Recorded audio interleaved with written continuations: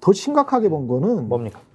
한겨레를 비롯해서 이제 공동 취재단이 있어요. 5개 언론사, 한겨레, 뉴스타파 등 공동 취재단이 있는데 MBC 노조 Y공작의 용역 계약서를 봤어요. 네.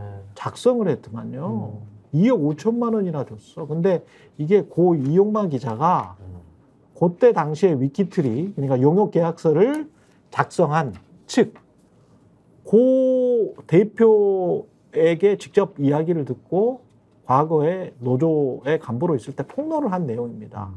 근데 실제로 그 폭로 내용보다 액수가 서너 배가 더 많아. 그때는 6천만 원인 줄 알았는데 네. 지금 2억 5천이라고 된 2억 5천이야. 나온 거죠. 2억 5천이야. 그리고 이것의 목적은 예. 그 당시에 언론 노조가 파업을 하고 있었기 때문에 예. MBC 즉 사측에서 이 파업을 하고 있고 여기에 또 국민들의 관심이 쏠리고 국민들의 여론이 이 노조의 어떤 그러한 것에 힘을 실어주는 형태였기 때문에 그것을 대응을 해야겠다. 그래서 사측에서 당시에 위키트리 하면 누가 생각납니까? 김행이 생각나죠. 이 위키트리에다가 일종의 제가 간단하게 얘기하면 일종의 홍보 외주를 줘가지고, 그렇지. 홍보 외주를 줘가지고 사측의 논리를 좀 이렇게 여론전을 할 수 있도록 하는 그러한 계약을 맺자라고 한 거예요. 요거는. 그렇지. 그 대가로 2억 5천 줄 테니까 요 계약을 하자라고 했는데, 근데 위키트리가 처음에는 위키트리에 그 관련된 회사들이 하려고 그랬는데 MBC 사측에서 너무 근데 너무 불법적인 요소가 있는 것까지도 다 요구를 해서 이건 너무 부담스러운데? 라고 해서 계약이 깨진 사건이거든요. 그러니까 결국 계약을 하긴 한 거예요. 했다가 깨진 사건입니다. 그러니까 이런 거를 근데 이진숙 당시에 뭡니까? 무슨 본부장이지 않습니까? 이분이 중간에서 요거를 실행을 하는데 관여를 한 거예요. 책임자. 그렇죠. 그러면 이런 거를 그냥 아무렇지도 않게 하시는 분이 방통위원장이 되면 어떻게 되겠냐. 이런 논리가 가능해지는 거죠. 대언론 위기 관리를 위해 계약을 체결했다. 이게 본인 말이에요. 본인 말입니다. 그러면 언론사가 본인들의 기자, PD, 조직원들을 안에서 소통을 못하고 이렇게 설득을 못해서 네. 파업이 나고 그것과 관련해서 이 국민들이 노동조합 말이 맞네. 저 사람들 지금 언론 자유 탄압 당하네. 라고 느끼고 있는데 그거를 미디어 스피인으로 여론을 싹 돌리기 위해서 회사 돈 2억 5천만 원을 가지고 요 조그만한 중소 언론사, 에? 근데 남들은 무슨 뭐 언론사로 잘 취급도 안 하는 것들 그런 데다가 야 너희들 있잖아 역으로 우리 홍보도 해주고 뭐 계약 내용이 어쩐지는 모르겠습니다만은 만약에 좀 때릴 거 있으면 좀 때려줘. 공격할 거 있으면 공격해줘. 만약에 이런 계약이고 그런 게 시행이 됐다면 이게 김건희 댓글팀이랄지 한동훈 댓글팀이랄지 그 전에 우리가 지금 의혹을 갖고 있었던 그런 것들 있잖아요. 야 이게 완전히 댓글팀 여론전 정권이네? 아니, 그러니까 이제 그게 이런 생각밖에 안 드는 거야 이게. 여론 조작의 문제도 있고요. 예. 또 하나는 노조 행위를 방해하는 게 또 될 수가 있어요. 그러네 법적으로. 법적으로는. 그러니까 매우 좀 심각한 부분이고 뭐 정치적으로도 저런 행태를 실무 책임자로서 기획했던 사람이라고 한다면은 방통위원장이 되면은 나라 거덜나는 거죠 제가 볼 때. 아니 이미 뭐 MBC 사장 바꾸겠다라는 것 그리고 언론 노조 같은 경우에는 척결해야 될 대상이다 그렇게 생각을 하고 공공연하게 그 얘기를 어제 청문회에서도 하더라고요. 그러니까 이게 이분의 이 사고 방식도 제가 장석철 소장님께 한번 물어볼게요. 언론의 자유는 누구 겁니까? 국민 겁니다. 국민 거죠. 네. 자 그러면 KBS나 MBC나 이 공영방송 있잖아요. 조선일보도 마찬가지예요. 조선일보가 방사장 겁니까? 아닙니다. 상업신문사도 방사장 게 아니거든요. 네. 방해장 게 아니고 언론사의 자유는 보통 저널리즘 교과서에는 데스크와 취재기자가 서로 그 언론사의 자유에 관해서 경합을 합니다. 근데 보통 저널리즘 교과서에 쓰여 있는 거는 게이트키퍼인 데스크의 권한이라고 이야기를 해요. 네. 그러니까 차장이나 부장의 권한인 거예요. 이거는 언론 현업자들의 자유야. 언론사의 자유는. 다시 한번 말씀드리는데 언론사의 자유는 사장의 자유가 아니에요. 이 사장의 자유도 아니야. 이진숙 방통위원장이 된다면 방통위원장의 자유도 아니고 윤석열의 자유도 아니고 김건희의 자유도 아닙니다. 언론사의 자유는 기본적으로 기자와 PD들의 자유예요. 그게 우리가 보편적 서구 서양 민주주의를 공유하고 있는 우리가 가지고 있는 인식이고 우리가 배운 게 그거야. 그러면 그게 사장의 자유면 공산당 간부가 내려 찍어서 당 간부가 인민일보 전무고 그렇거든요. 걔들이 다 거기에서 감나라 배나라 해요. 공산당 간부가. 그렇죠. 인민일보 CCTV. 네. 아니 공산당이랑 똑같이 이게 공산당이야 공산당. 근데 보수 이진숙이나 윤석열이 생각하는 게 이게 공산당이라고. 보수파의 입장에서는 예. 이러한 생각과 판단이 있는 것 같아요. 예. 그러니까 문재인 정권 시절에 원래 박근혜 정권 때 임명되었던 KBS, MBC 사장 같은 경우에 상당히 노조들의 강압적인 폭력적인 행위로 쫓겨났다. 그래서 정권의 입맛에 맞는 아니, 김장겸은 그러니까 법에서 제가 얘기하잖아요. 정당하다고. 제가 얘기하잖아요. 네. 그 보수 쪽의 입장에서는 이렇게 얘기를 한다고. 그렇게 착각하고 있는 거지 그거는. 그래서 KBS, MBC 네. 사장 같은 경우에는 문재인 정권의 진보 진영에 입맛에 맞는 사람을 세웠다. 예.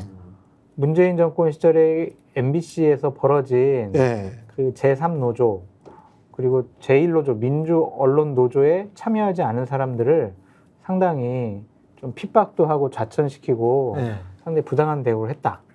그것을 바로잡는 것이 방송 정상화다. 자, 이렇게 얘기를 하는 거죠. 그걸 바로 잡는 그 손 있잖아요. 그 손이 권력이나 정부잖아요. 네. 그럼 그게 공산당이라니까. 이거를 그대로 놔두고 자연스럽게 국민들이 KBS나 MBC 안 볼 거야. 너무 편파적이야. 그게 자유시장이에요. 그게 보수가 말하는 말의 자유시장이라고. 예? 보수는 이걸 주장을 해야 돼.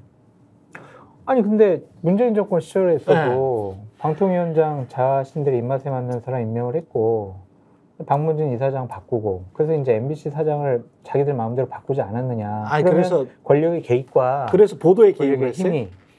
그러니까 제가 그거 그래서 이제 보도에 개입한 거. 그거는 그들의 인사권이잖아요. 네. 근데 이 사람은 지금 그리고 윤석열이 했던 행동은 중간에 가가지고 임기가 버젓이 남아있는 사장들을 방통위원장 바꾸고 방심위원장 바꾸고 KBS 사장, MBC 사장 다 바꾸겠다. 그게 맞다.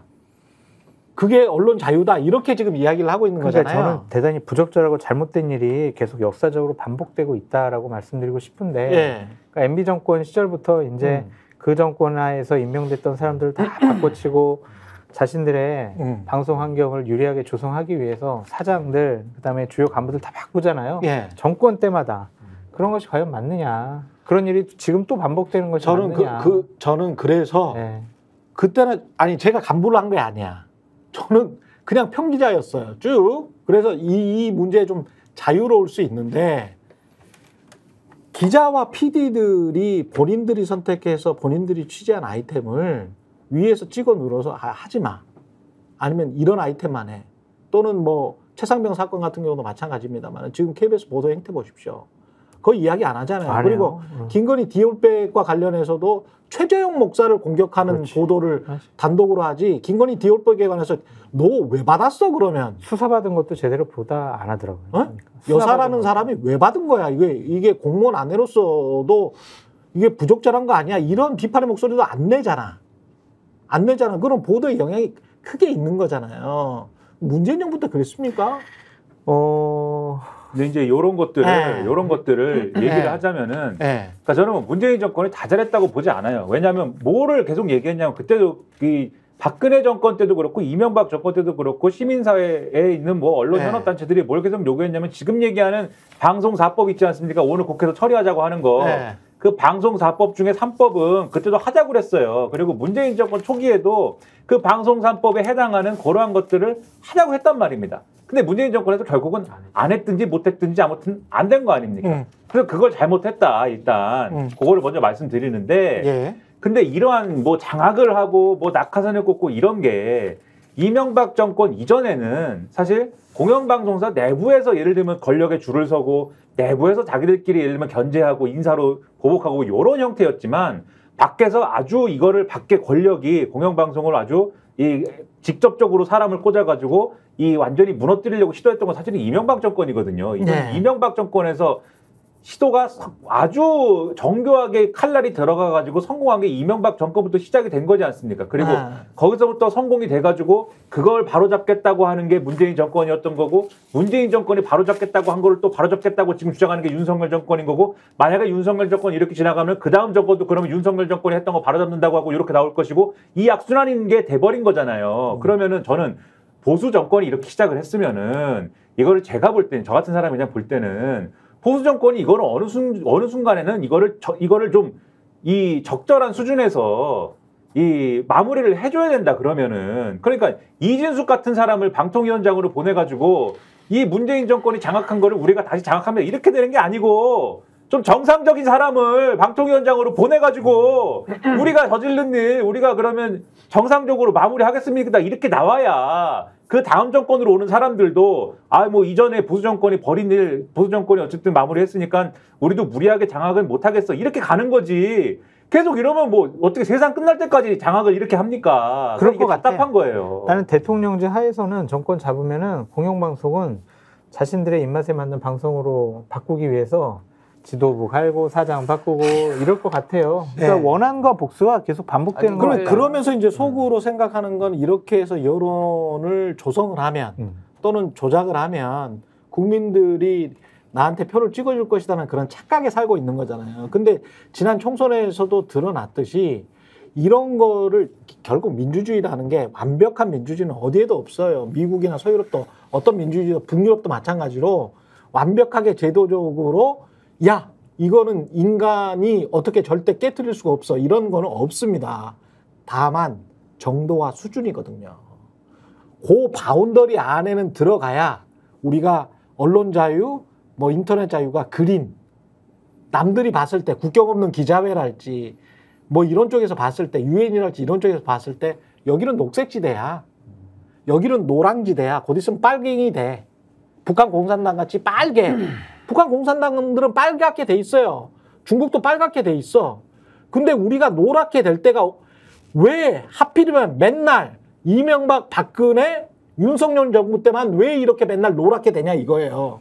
그 전에 87년 민주화 체제 이후에 어느 정도 언론 자유나 민주주의의 자유에 관해서 서로 간에 합의가 되고 언론 자유가 합의가 됐었을 때 국경 없는 기자회에서 나오는 그 언론 인덱스 있잖아요. 자유 순위. 왜 이명박 박근혜 때만 팍팍 떨어지냐? 왜 윤석열 되니까 또 팍팍 떨어지냐? 왜 곧 있으면 노랑이네? 곧 있으면 빨강, 가까이 되는 빨강이면 공산당인데? 이렇게 되냐는 거예요. 그러면서 말은 자유민주주의래. 그러니까 제가 화가 나는 거예요. 아니, 기본적으로 자유민주주의라면 언론과 인터넷이 자유롭게 말할 자유가 자유롭게 되는 그린 녹색지대가 돼야 되거든.